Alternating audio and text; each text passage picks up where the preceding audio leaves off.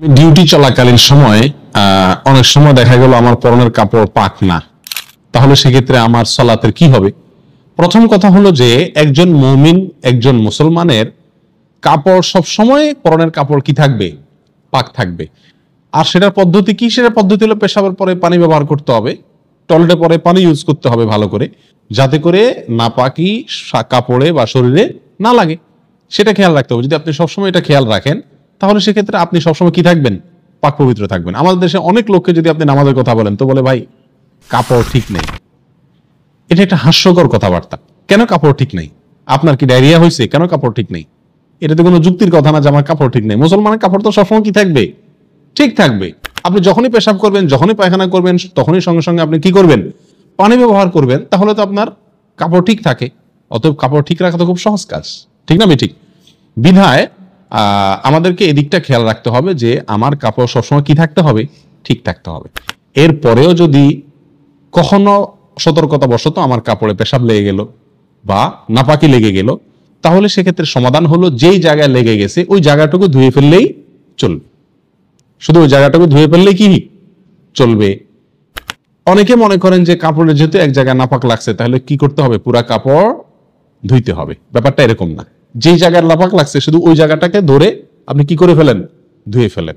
অনেকে মনে করে যত জায়গায় নাপাক লাগুক না কেন কাপড়ের যে কোনো এক কোণা ধুইলেই পাক হয়ে যাবে। এটাও সঠিক না। নাপাক লাগলো এক জায়গায়, আপনি ধুলেন আরেক জায়গায়, এটা তো কোনো যুক্তির কথা না। কাটা গেছে এক জায়গায়, মলম দিচ্ছেন আরেক জায়গায়, হবে? অতএব আপনার খেয়াল রাখতে হবে যে কাপড়ে নাপাক লাগলে যেই জায়গায় নাপাক লাগছে সেই জায়গায় কি করতে হবে? ধরে ওই জায়গাটুকু ধুয়ে ফেলতে হবে, ধুয়ে আপনার চিবায় ফেলতে হবে, বাস, তাহলে পাক হয়ে যাবে। যদি ওই জায়গাটা আপনি নির্দিষ্ট করতে না পারেন, হারিয়ে যায়, এমন জায়গায় পেশাব লাগছে, লেগে শুকিয়ে গেছে, আপনি ঠিক জায়গাটা ধরতে পারছেন না, এরকম যদি হয় তাহলে সেক্ষেত্রে আপনার ওই কাপড় পুরাটাই কি করতে হবে? ধুইতে হবে। কথা বুঝে আসছে? আর যদি ছিটা লাগে, কিরকম ছিটা? শুয়ের মাথায় যে পরিমাণ পানি থাকে সেই পরিমাণ ছিটা যদি আপনার পেশাব করলে অনেক সময় আসে, হাড় বা শক্ত জায়গায় যদি পেশাব পড়ে এসে যায়, তাহলে অসতর্কতা সতর্কতা সত্ত্বেও যদি এরকম এসে যায় তাহলে ওইটা মাফ। ওইটার জন্য কি হবে না? অসুবিধা ইনশাআল্লাহ হবে না। কিন্তু চেষ্টা রাখতে হবে পেশাব থেকে পরিচ্ছন্ন থাকার ব্যাপারে। কবর আযাবের অন্যতম একটা কারণ হলো পেশাব থেকে ভালো করে পরিষ্কার পরিচ্ছন্ন না হওয়া। কথা কি বুঝাতে পারছি? এইগুলো একটা অবস্থা। এখন যদি এমন হয় যে পুরা কাপড়ে নাপাক লাগছে অথবা কোন জায়গা লাগছে সেটা আমি ধরতে পারি নাই, এখন তো আমার কাপড় চেঞ্জ করতে হবে বা ধুইতে হবে, তো আমি এমন জায়গায় আছি যে জায়গা আমার বিকল্প কাপড় নেই, আমি করবো কি? ইচ্ছা থাকলে শত উপায় আছে। কিভাবে আছে? আপনি টয়লেটে গিয়ে গোটা কাপড় খুলে উলঙ্গ হয়ে পুরোটা ধুয়ে ফেলতে পারেন। পারেন না? না পারেন? সেখানে গুনাহ হবে? গুনাহ হবে না, কারণ আপনি একা আছেন। কথা বুঝে আসছে? এবং আপনি অপারগ, সেজন্য আপনি এটা করতে পারেন। এটা হলো একটা সমাধান, কিন্তু এই সমাধানে যাওয়ার প্রয়োজন হয় না। আমাদের সবার কাছেই এক্সট্রা কাপড় মোটামুটি প্রায় থাকে। গেঞ্জির উপরে শার্ট আছে না নাই? পাঞ্জাবি বেশিরভাগ সময় থাকে, গামছা থাকে, তোপ থাকে, আরো অনেক কাপড় চোপড় টুকটাক আমাদের কাছে থাকে। নাভি থেকে হাঁটু পর্যন্ত আপনি ঢাকলেন, কাঁধের উপরে কোন একটা কাপড় থাকলো, তাহলে তো আপনি নামাজ পড়তে পারেন। এইটুকু কাপড় নাই, এরকম মানুষ কে আছেন বলেন? আপনি যেখানে যে অবস্থা থাকেন এটুকু কাপড় থাকে কি থাকে না? তাহলে সালাত পড়ার জন্য কাপড় খারাপ, নাপাক লেগে গেছে, এরকম কোনো যুক্তি খাটে না। এখন আপনি হয়তো বলবেন যে আমি মসজিদে কিভাবে খালি গায়ে এসে নামাজ পড়বো? এটা কি সম্ভব? অসম্ভবের কিচ্ছু নাই। তো মানুষ হাসবে, হাসুক, আপনার তো ফরজ আদায় করতে হবে নাকি? আমার কাছে কি ফরজ আদায় করা বড় নাকি মানুষের হাসাহাসি থেকে বাঁচাটা বড়? এটা তো আমার ইমানের প্রশ্ন, এটা তো আমার ইমানের প্রশ্ন।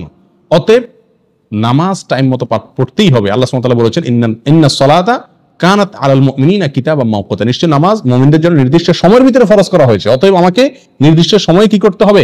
নামাজ পড়তে হবে। আমাকে তার আগে অথবা পরে পড়া চলবে না।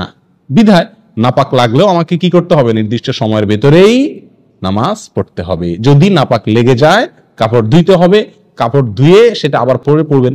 আর যদি সেটা আপনার জন্য সম্ভব না হয়, এই ভিজা কাপড় নিয়ে ডিউটি করলে ঠান্ডা লেগে যাবে, শীত লেগে যাবে, দরকার নাই দোয়ার, শার্টটা খুলে পরে ফেলেন। বুঝে আসছে কথা? গামছা একটা থাকলে পরে ফেলেন, অথবা কাউকে বলেন ভাই আপনার রুমালটা বা গামছাটা দিবেন, আমার ভাই কাপড়টা নষ্ট হয়ে গেছে তো চেঞ্জ করে শুধু নামাজটা পড়ে আবার দিয়ে দিব। আমার তো মনে হয় বহু লোকই দিবে। মানা করবে এরকম কয়জন লোক পাওয়া যাবে? ঠিক না বে ঠিক? সবকিছু বাদ দেন, মসজিদের মুয়াজ্জিন সাহেব, খাদেম সাহেবকে যদি আপনি অনুরোধ করেন আপনাকে যদি নামাজের জন্য হেল্প করতে, করবে না? অবশ্যই করবে। তাহলে বোঝা গেল যদি ইচ্ছা থাকে শত উপায় বের হয়ে যাবে ইনশাআল্লাহ।